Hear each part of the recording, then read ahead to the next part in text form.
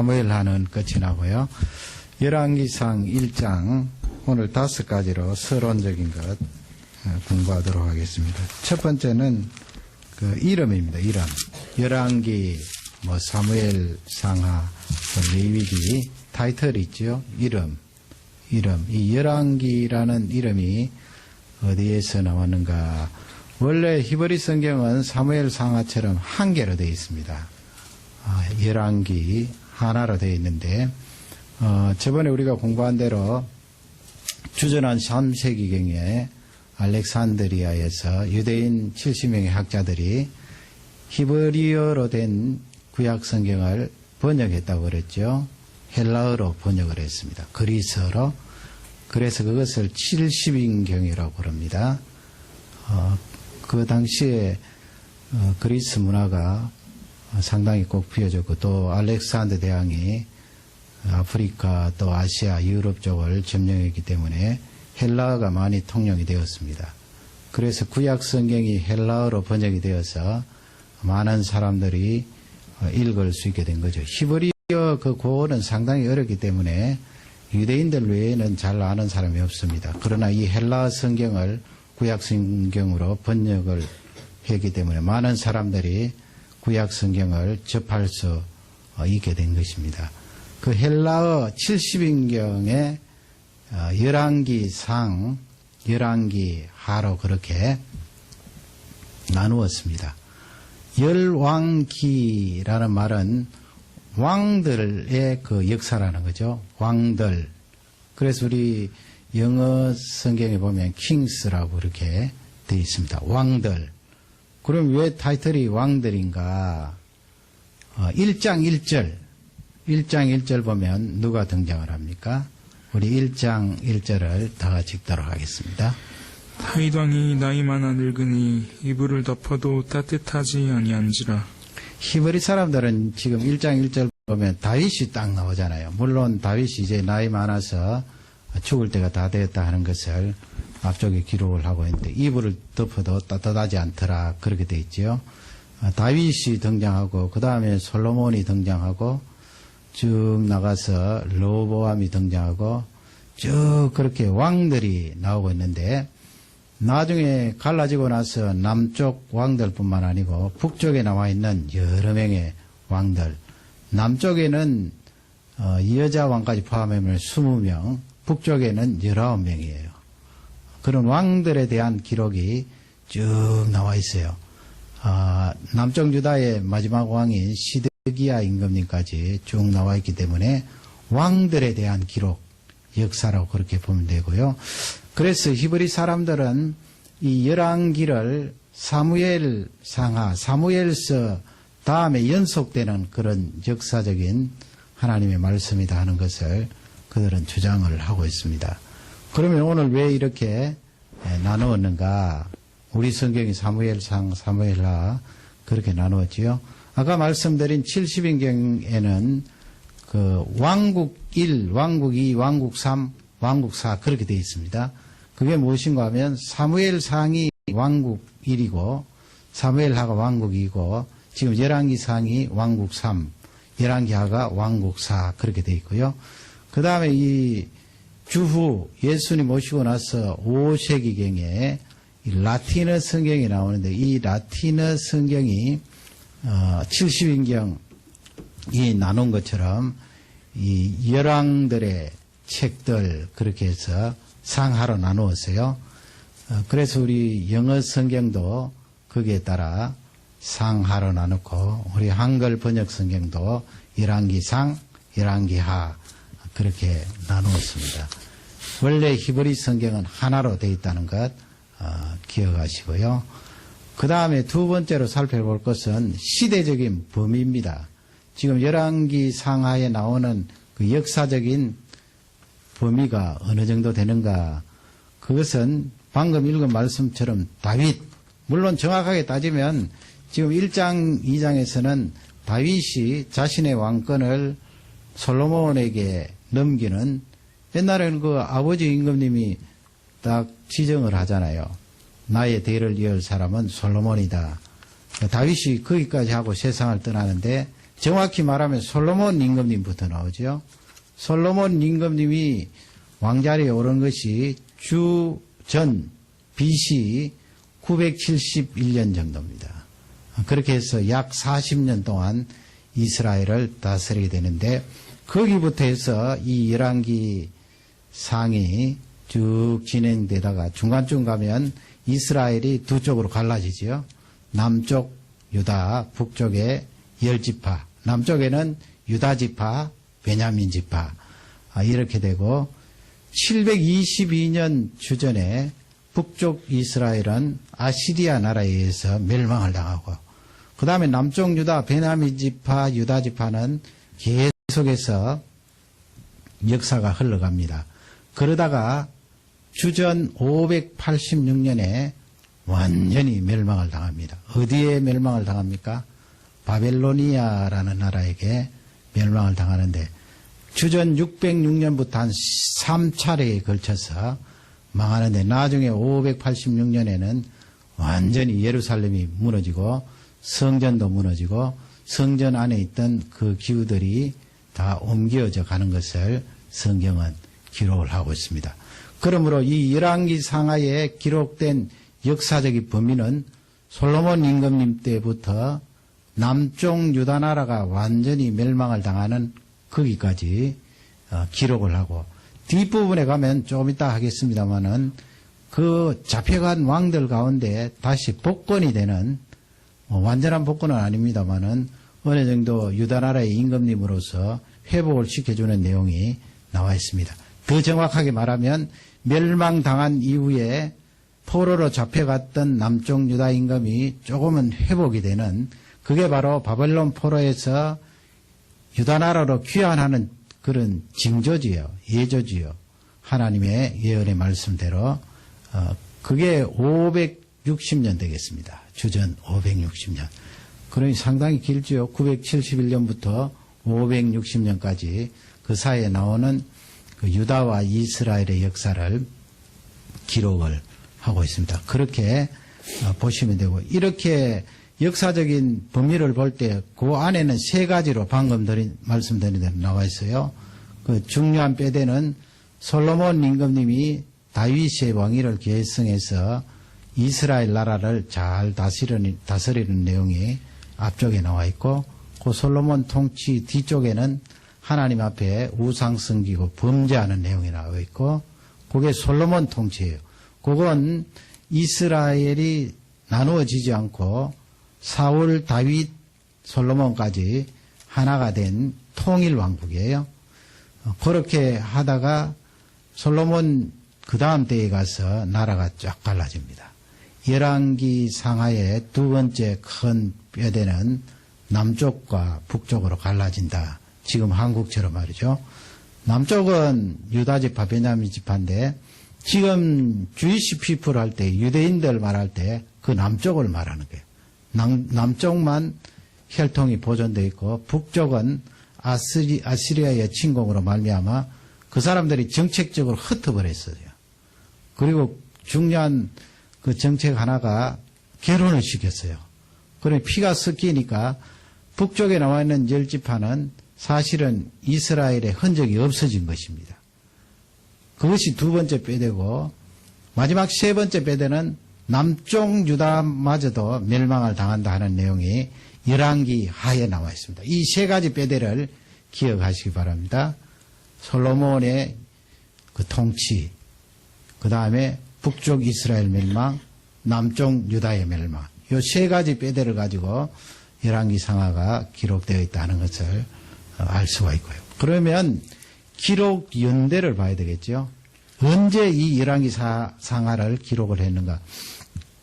이제 솔로몬 임금님 나오고 또 앞쪽에는 다윗도 나오고 이렇게 하기 때문에 제가 생각하기는 다윗이나 그 솔로몬 부분에 기록을 하지 않았나 그렇게 사실은 좀 깊이 생각하면 그게 틀렸다는 것을 알 수가 있는데 그렇게 성경 또 배치가 역대기 앞쪽에 나오기 때문에 그렇게 오해하는 경우가 있습니다. 그렇지 않습니다.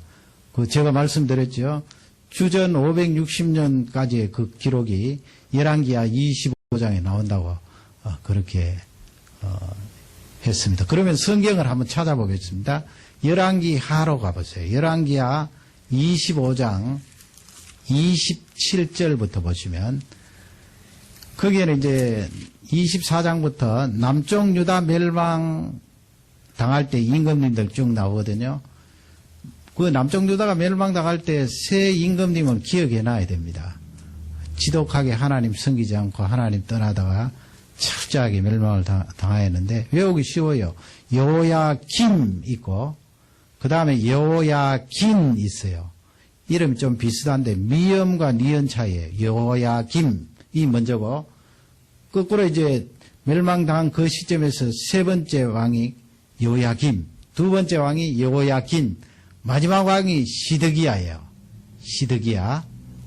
그 시드기야 임금님이 포로로 바벨론 포로로 잡혀가면서 그 사람들이 지독하게 이 눈을 그렇게 장애로 만들어 버렸지요. 참 인간이 악하고 지독해요.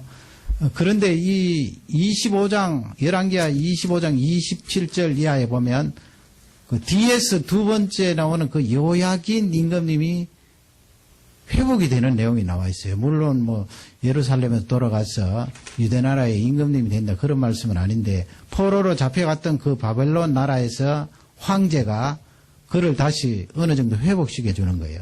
그 내용이 거기에 실려 있다고요. 27절을 다 같이 읽겠습니다. 유다왕 여호와긴이 사로잡혀간 지 37년 곧 바벨론 왕 에얼무드닥의 즉위한 원년 12월 27일에 유다왕 여호와긴을 옥에서 내어놓아 그 머리를 들게 하고. 아멘.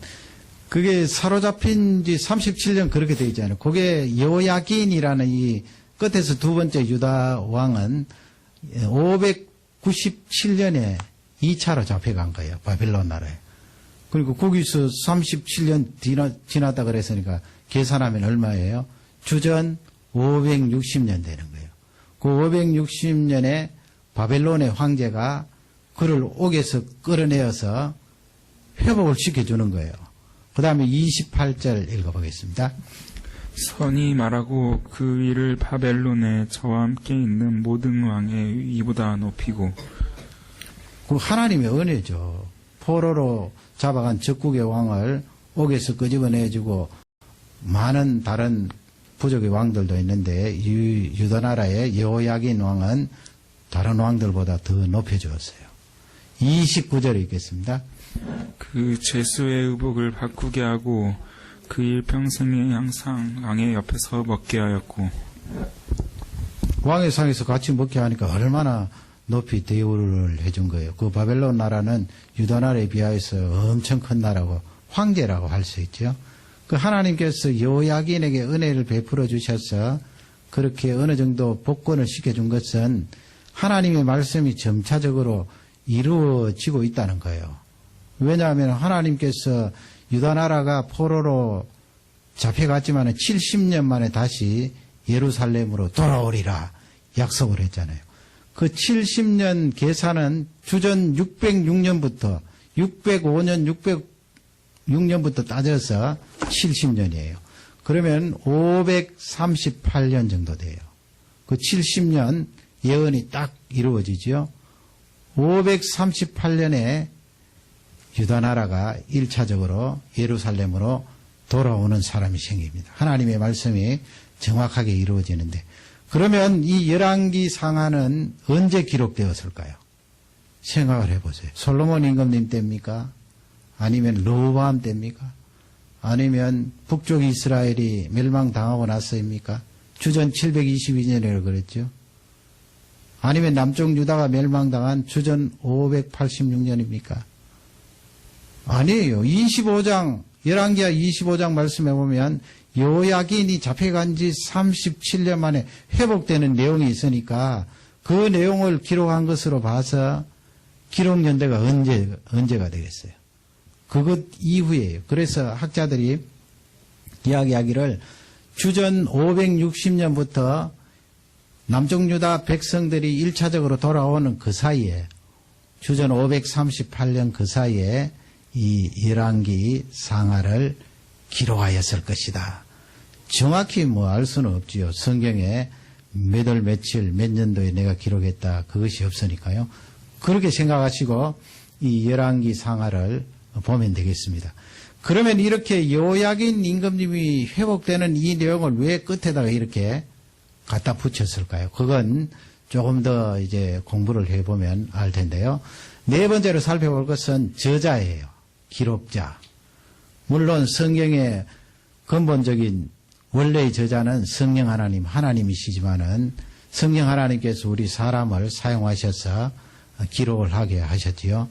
그 이 열왕기 상하의 저자가 누구인가?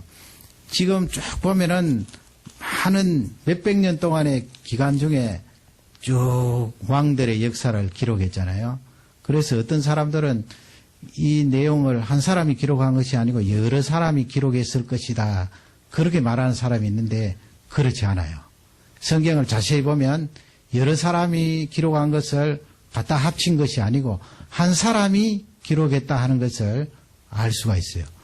물론 그 기록을 할 때 성령의 감동으로 기록했지만은 어떤 자료가 있겠지요. 그 자료가 바로 뭐 유대인의 역대 지략이라든지 그 유대 나라의 왕실에 보관된 나라의 역사적인 기록들이 있잖아요. 그 하나님 백성들의 그 왕실의 기록이니까 그 기록을 토대로 성령의 감동으로 기록을 했는데 한 사람이 기록했다 하는 그 입증하는 자료가 무엇인가 하면 왜 이것을 하는가 하면 이 시대가 발달될수록 성경 말씀에 대해서 점점 엉뚱한 소리를 하는 사람이 많기 때문에 그것을 우리가 틀림없이 알아야 돼요. 한 사람이 성령의 감동으로 이것을 기록했다 하는 그 자료가 15장 한번 펼쳐보세요. 열왕기상 15장. 이 열왕기 상하에 계속해서 반복해서 쓰여지는 그런 그 단어들이 있어요. 그런 내용들이 계속 반복되는데 그것은 한 사람이 기록했다는 중요한 자료예요. 열왕기상 15장 2절 보세요. 우리 2절을 다 같이 읽겠습니다. 예루살렘에서 3년을 치리하니라. 그의 모친의 이름은 마가이라. 아비살롬의 땀이더라. 모친의 이름이라요. 그의 모친의 이름은 누구누구더라. 이런 표현이 계속해서 반복되어 나와요. 특별한 일 아니면 이스라엘 사람들은 모친의 이름을 기록하지 않아요. 여자 이름을 기록 안 해요. 그런데 이런 표현들이 반복해서 나오거든요. 그 다음에 3절을 읽어보세요. 3절입니다. 아비암이 그 부친의 이미 행한 모든 죄를 행하고 그 마음이 그 조상 다윗의 마음 같지 아니하여 그 하나님 여호와 앞에 온전하지 못하였으나. 이런 표현. 그 부친의 행한 모든 악을 행하여 또 다윗의 길을 다윗의 법을 따르지 아니하고 이런 표현들. 요게 여기만 있는 것이 아니고 계속해서 반복되고 있거든요. 그 다음에 15장 23절 읽어보세요. 다 같이 읽습니다. 아사의 남은 사적과 모든 전세를 무릇 그 행한 일과 성읍을 건축한 것이 유다왕 역대 지략에 기록되지 아니하였느냐. 그 역사책이에요. 왕실의 역사책. 유대왕 역대 지략에 기록되지 아니하였느냐. 여기만 나오는 것이 아니고 이런 내용이 반복해서 나온다고요. 그러니 이 한 사람이 하나의 그 유대 역사 왕실의 자료를 보고 성령의 감동으로 기록했다는 것을 우리에게 알려주지요. 25절 보세요. 25절 다 같이 읽겠습니다. 유다왕 아사 제2년에 여로보암이 아들 나답이 이스라엘 왕이 되어 2년을 이스라엘을 다스리니라. 거기 보면 하반절에 몇 달을 몇 년 동안 이스라엘을 다스린지라. 그런 같은 내용 반복적으로 그렇게 한 사람이 기록했다 하는 것을 우리에게 잘 알려주고 있습니다. 그러면 누가 기록했을까요? 아까 말씀드린 대로 주전 560년부터 538년까지 기록했는데 누가 기록했을까요? 그렇게 기록했다고 보면 그 전통적으로는 그 탈무드에 보면 예레미야 선지자가 기록했다. 유대인들은 그렇게 주장해요. 예레미야 선지자. 예레미야 52장에도 보면 뒷부분에 지금 여호야긴에 대한 기록이 나오는데요. 그것이 결정적인 증거는 되지 않아요. 왜냐하면 예레미야 선지자는 바벨론 쪽으로 포로로 잡혀간 것이 아니고 이집트 쪽으로 피난 생활을 떠난 거예요. 그러니 유대인들이 전통적으로는 예레미야 선지자가 기록했을 것이다 말하는 것도 조금은 그런 부분에 모순이 있다 하는 것을 알 수 있고, 그 다음에 누가 지목이 되는가 하면 에스라라는 사람이 있잖아요. 학사 에스라라는 성경이 있잖아요. 역대기 다음에 나와요. 그 다음에 에스겔일 것이다. 에스겔도 2차 포로로 잡혀간 선지자네요. 그러니까 세 사람입니다. 예레미야 선지자는 예레미야를 기록한 선지자인데, 그분은 이집트로 잡혀갔으니까 바벨론 상황을 잘 몰랐을 수도 있으니까 적게 된다 하더라도 두 사람이 있지요. 예스라, 그 다음에 에스겔스를 기록한 에스겔, 그 두 사람 가운데 한 사람을 붙들면 되겠습니다. 그 예스라도 그렇고 또 예스겔도 그렇고 바벨론 포로 상황에 대해서 너무나 잘 아는 사람들이기 때문에 그 사람들이 이 열왕기 상하를 기록했을 것이다, 그렇게 주장을 하고 우리가 그것을 받아들이면 되는데, 마지막으로 그럼 왜 기록을 했는가? 목적이 있을 거 아니에요. 목적. 그 목적이 중요하잖아요. 목적은 지금까지 공부한 그 내용들을 보면은 알 수가 있어요. 왜 열왕기 상하를 이 기록자가 성령의 감동으로 기록하여서 유대인들, 베냐민 지파 사람들에게 그렇게 주었는가? 그래서 이 유대교에서 구약 성경 가운데 열왕기 상하가 역사서로서 얼마나 중요하게 그 비중을 차지하고 있습니까? 그 기록 목적을 살펴보면, 지금 조금 있으면은 몇 달 있으면은 역대기를 배울 텐데, 역대기 상하 또 열왕기 상하, 열왕기 상하 다음에는 역대기 상하 있잖아요. 그 내용을 보면 역대기 상하에는 다윗을 많이 기록하다가 다윗 그 뒤에 나오는 남쪽 유다 왕들을 쭉 기록하고 있어요. 역대기를 읽어보면 어떻게 사무엘서에서 다윗이 나오더니 또 성경이 반복해서 나오는가, 그렇게 생각할지 모르지만 중요한 이유가 있어요. 그 역대기 상하는 다윗을 중심으로 남쪽 유다 왕들을 기록하는데, 열왕기 상하는 어때요? 아까 제가 말씀드렸잖아요. 북쪽 이스라엘 멸망도 기록하고 남쪽 유다 멸망도 기록하고 그 두 나라 왕들 19명의 왕들, 남쪽 유다 20명의 왕들을, 그 왕들의 역사를 쭉 기록하는데, 역대기하고 차이 나는 것이 무엇인가 하면 하나님의 율법, 모세 율법 있잖아요. 창세기부터 신명기까지 모세 율법을 중심으로 하나님의 선지자가 왕들에게 등장을 해요. 열왕기 상하는. 그래서 이 열왕기 상하를 기록한 중요한 목적은 바벨론 포로 생활하고 또 여호야긴 왕이 회복되는 그 시점에 너희들이 왜 이렇게 바벨론의 포로로 잡혀와서 종살이를 하는가, 그것을 깨우쳐 주는 데 목적이 있어요. 중요한 핵심은 뭐예요? 너희들이 모세의 그 율법을 순종하지 않고 불순종했는데, 그 불순종한 중심에는 우상이 있다는 거예요. 우상 숭배. 이 우주를 만들고 너희들을 나의 자녀로 삼으신 절대자 하나님이 계시는데, 그 하나님을 제쳐두고 하나님이 만드신 피조물을 섬기다든지, 아니면 사람이 만든 돌을 깎아놓은 것, 또 쇳물을 부어서 만든 우상에다가 절을 하는 우상 섬김은 모세의 율법 하나님의 말씀을 정면으로 불순종하는 거라는 거예요. 하나님의 말씀을 어겼기 때문에 북쪽 이스라엘이 멸망을 당했고, 남쪽 유다 역시 하나님의 말씀을 어기고 우상을 섬겼기 때문에 남쪽 유다 역시 멸망을 당하고, 그 예루살렘에는 하나님의 성전이 있는데 그 성전도 짓밟히고 파괴되었다 하는 것을 알려주면서, 그 열왕기하 15장 말씀에서 여호야긴 왕이 회복되는 것을 봐라.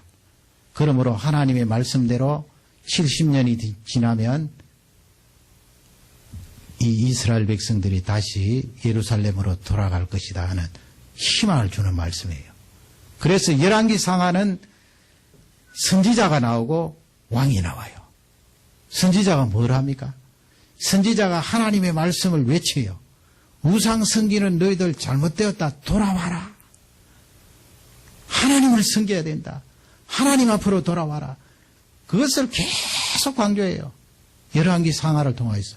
그래서 우리가 공부할 그 내용은 그런 맥락에서 공부를 하는데, 반면에 역대기는 다윗의 그 왕통을 통하여 솔로몬으로 이어지고 그 다음에 르호보암으로 이어지고 나중에는 뭐 아사왕, 히스기야 임금님, 우시야 임금님, 요시야 임금님 쭉 이어가는데 그 다윗의 왕통은 그래도 중간 하나님을 잘 섬기는 왕이 나왔어요. 그럼에도 불구하고 철저히 부패하고 타락했기 때문에 하나님께서 바벨론으로 그들을 종으로 잡아가고 70년 동안 훈련시키다가 다시 예루살렘으로 보내시는 하나님의 섭리를 말씀하는데, 이 역대기에서는 뭘 강조하는가 하면 예배를 강조해요. 예배. 우상 안 섬기고 하나님을 잘 섬기는 가장 중요한 방법은 바로 예배잖아요. 예배. 예배를 통하여 하나님 앞에 돌아오고, 우리가 섬겨야 할 대상은 우상이 아니고 하나님입니다 하는 그것을 고백하는 현장이 예배거든요. 그래서 역대기 상하는 제사, 예배를 강조하고 제사장이 많이 등장을 해요. 회복이 돼요. 그러니 그 속에 하나님의 말씀이 회복이 되죠. 예배를 통하여. 예배를 통하여 하나님을 바라보고 하나님을 찬양하니까 하나님이 우리에게 주신 그 말씀이 다시 살아나고 부흥이 일어나게 되는 것입니다.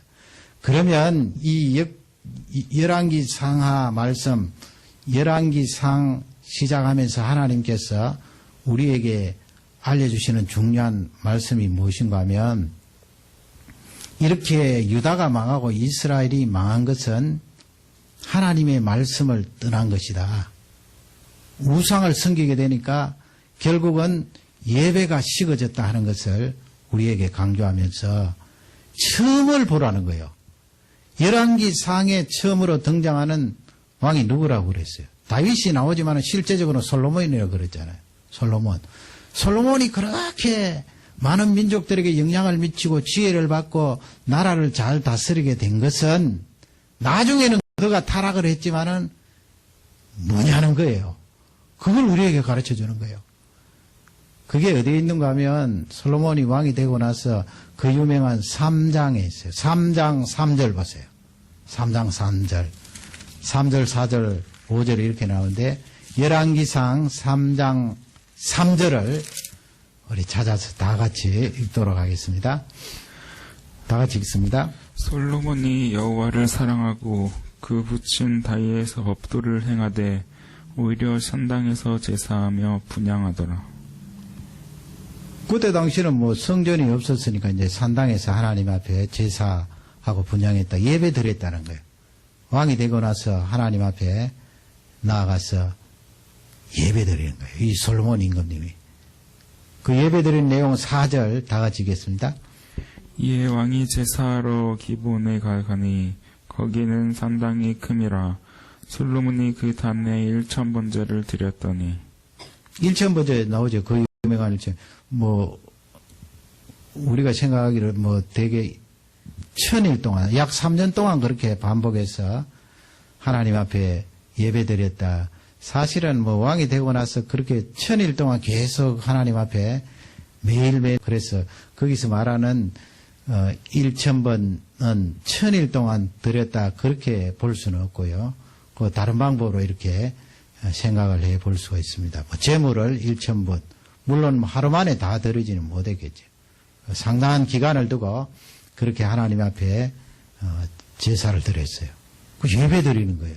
하나님 앞에, 하나님, 제가 이렇게 이스라엘 나라 하나님 백성들을 치리하는데 저에게 지혜를 주십시오. 그렇게 하나님 앞에 나와서 무릎을 꿇고 하나님을 찬양하고 예배하는 거예요. 5절을 다 같이 읽겠습니다. 기브온에서 밤에 여호와께서 솔로몬의 꿈에 나타나시니라.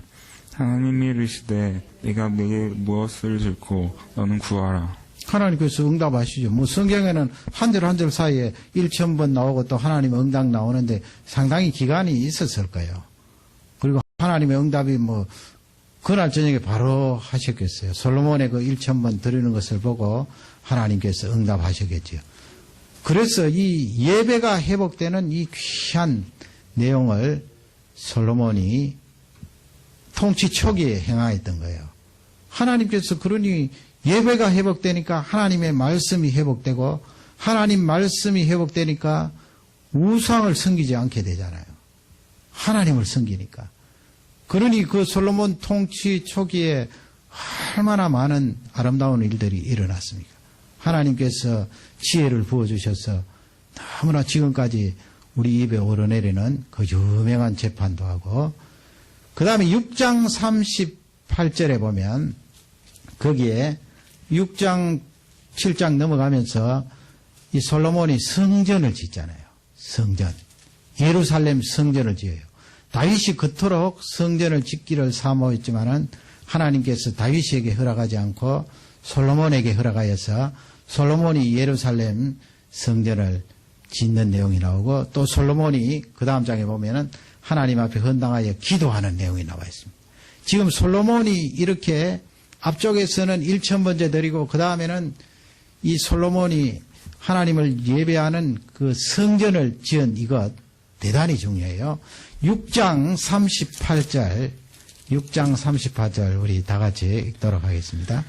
제11년 불월 곧 8월에 그 설계와 식양대로 전이 다 피력되었으니 솔로몬이 전을 건축한 동안이 7년이었더라. 7년 동안 건축했지요. 물론 나중에 그것이 솔로몬이 이런 부역을 많이 백성들에게 시키고 세금을 징수했기 때문에 건축 사업하려면 또 세금을 거두어 들여야 되니까 백성들의 원성을 사기는 했습니다만은 전체적으로 볼 때는 잘한 거지요. 또 다윗 임금님이 금이라든지 성전에 들어갈 모든 내용물들을 준비하지 않았어요. 7년 동안 걸려서 예루살렘 성전을 건축을 했어요. 그러니 이 지금 11년이라 그랬잖아요. 4년부터 시작했어요. 임금이 된 지 4년부터 11년까지 성전 건축하고 그 4년 이전에는 1,000번째 하나님 앞에 나아가서 예배드리고, 성전 건축한 자체가 하나님 앞에 예배하는 거 아니에요. 제사장들 나오고 백성들이 나와서 하나님 앞에 예배드리고 찬양하니 나라가 잘 되지 않을 수가 없는 거예요. 하나님 앞에 예배 중심이 되니까 말씀이 든든히 서고 우상의 자리로 나아가지 않게 되잖아요. 이것이 우리에게 주는 메시지가 대단히 중요해요. 점점 문명이 발달되고 또 우리가 해야 될 일들이 많아지고 또 재미있는 일들이 많잖아요. 영상물이 나오고 기기들이 나오고 디지털 문명이 발달될수록 우리를 향하여서 다가오는 유혹들이 무엇입니까? 예배를 빼앗는 그것이 수없이 밀어닥칠 거예요. 우리에게 큰 숙제예요. 예배를 소홀히 하게 되면 그 다음에는 말씀이 식어지고, 그렇게 말씀이 식어지면 하나님을 예배하는 것을 등한시하기 때문에 우상을 섬기게 돼요. 뭐 하나님 백성이 만들어 놓은 우상을 섬기겠어요. 내 속에 우상이 들어온다는 거죠. 그 하나님보다 더 중요하고 하나님보다 더 귀한 것이 들어와서 하나님을 예배하지 않고 그 우상을 향하여 내 마음을 기울이고 초점을 맞춘다는 그런 내용이 되겠습니다. 오늘 이 열왕기 상하 서론을 통하여서 내 인생에 중요한 것은 예배다 하는 것을 꼭 잊지 마시고 이 예배에 성공하는 우리 모두가 되기를 주님의 이름으로 축원합니다.